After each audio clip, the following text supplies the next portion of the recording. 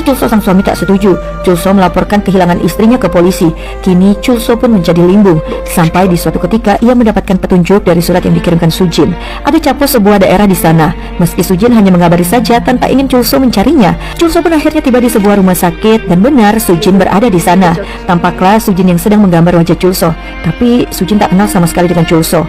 Chulso lalu menahan air matanya seolah memang ini kali pertamanya mereka berjumpa. Chulso hanya diam menatap wajah istrinya. Dan saat makan siang akhirnya pecah juga tangis Chulso. Dia pun langsung memakai kacamata hitamnya karena ia menangis melihat kondisi sang istri yang tak mampu mengingat apa-apa lagi. Hingga ia pun mencium aroma parfum yang dia kenali. Chulso lalu meminta izin untuk membawa Sujin pergi ke sebuah tempat. Sujin dibawa ke sebuah minimarket, tempat di mana mereka dulu pertama kali bertemu.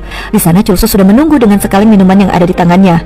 Di dalam minimarket ini, suasana dibuat seolah seperti reka ulang kenangan saat pertama kali mereka bertemu di minimarket. Sujin bertemu dengan sosok-sosok penting dalam hidupnya. Dokter yang menjadi kasir toko, ayah angkat Chulso yang jadi tukang bersih-bersih, juga ayah dan adik dan ibunya yang terus saja meneteskan air mata. Dia lalu mulai mengenali mereka satu persatu, hingga akhirnya dia mengingat semuanya. Sujin pun terharu dan ia pun bertanya, apakah ini surga? Karena kini Sujin ingat tentang Chulso.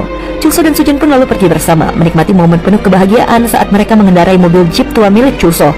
Chulso untuk pertama kalinya mengungkapkan secara lantang bahwa ia mencintai Sujin dengan sepenuh hati. Dan Sujin berharap hari ini dan sampai selamanya dia bisa selalu mengenang cinta yang besar dari sang suami. Sebab melewati kisah manis itu memang mudah, tapi bertahan di tengah ujian cinta, itulah bukti kekuatan yang sesungguhnya. Dan film pun selesai. Sampai jumpa di cerita film seru lainnya.